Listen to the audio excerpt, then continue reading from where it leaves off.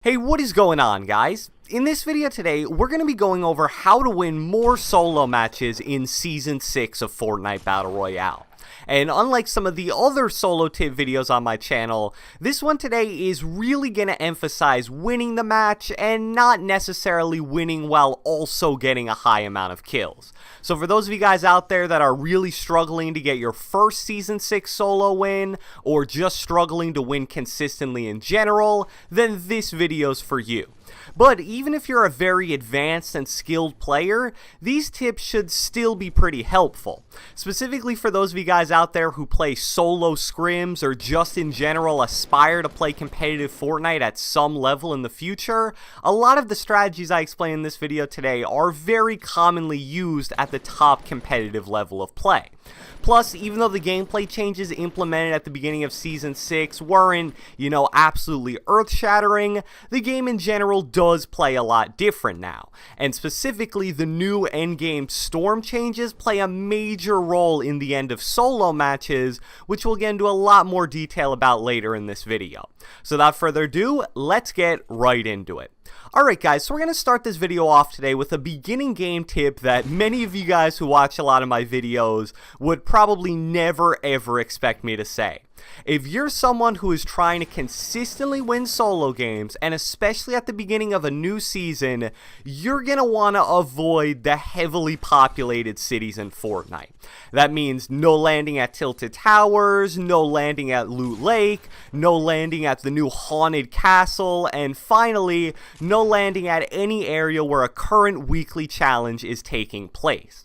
Now, the funny thing is, even though I haven't chosen the gameplay for this video yet, there's a really good chance you're going to see me not following that tip. But that's because at the end of the day, I play more for high kill games than I play for wins. However, don't think I'm just giving you a tip that I would never follow myself, because whenever I play solo Discord scrims, you'll very rarely find me landing at those heavily populated areas if I see the lobby is full of super talented players.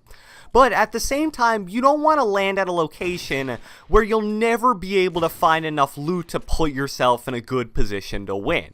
Ideal places, in my opinion at least for Season 6, include towns like Greasy Grove, Wailing Woods, Lazy Links, maybe even Fatal Fields or Paradise Palms. The common theme here is that all of these places are near the edge of the Fortnite map, and that's no coincidence. It's simply so much easier to start on the outskirts of the map and work your way to the middle than it is to start at the middle and have to worry about being attacked from 10 million different angles. And also, an added bonus of landing at one of these less populated towns is you have so much more opportunity to gather materials, with the pallet building gone, Tilted is back to pretty much being material barren, and Loot Lake is, well, a lake, so not much there either in terms of materials.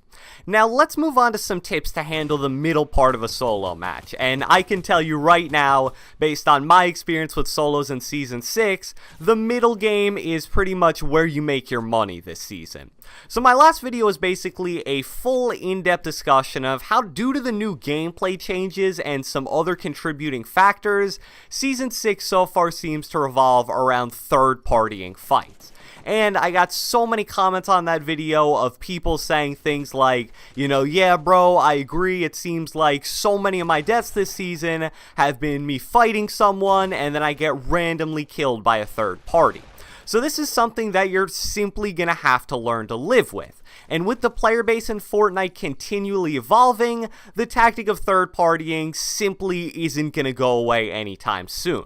But let's talk about what you can do in solo specifically to limit you from being third-partied as much as possible. First off, real quick, if you're trying to win a solo in Season 6, please avoid going to two specific points of interest on the map. First, Loot Lake, and second, the floating island thing that apparently is the Season 6 equivalent of the cube. Ever since Loot Lake turned purple right before Season 6 started, it's just been an absolutely crazy hot spot on the map. And honestly, I'm not really sure why that is anymore, because now that the island is gone, it's pretty much just normal Loot Lake at this point. But it's still really crazy, and there's literally nothing to gain from trying to fight for control of it.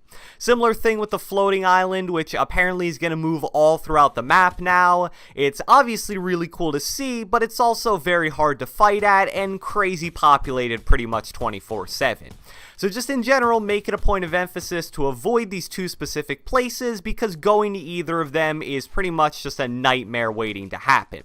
But getting back to avoiding being third-partied specifically, the most important thing you need to learn to consistently win solos in Season 6 is to learn how to finish fights quickly. Now, luckily in solos, this is actually possible to do on a very consistent basis. Squads is pretty much a mess right now, because since full team fights can take forever, you're pretty much guaranteed to get third-partied every single time. However, in solos, you should only be fighting one enemy at a time, therefore making it possible to finish the fight relatively quickly in most cases. In terms of how to finish fights quickly, it really comes down to quickly establishing high ground, and from there applying constant pressure on the enemy, especially when they attempt to retake high ground. So many people make the mistake of just building for high ground over and over and over again without actually using the high ground they get to deal damage. You don't have to be 3 or 4 levels above someone to hit them with a shotgun shot. If anything, it makes it even more difficult. So that is going to be your best shot to do a lot of damage and hopefully finish your fights very quickly in solos.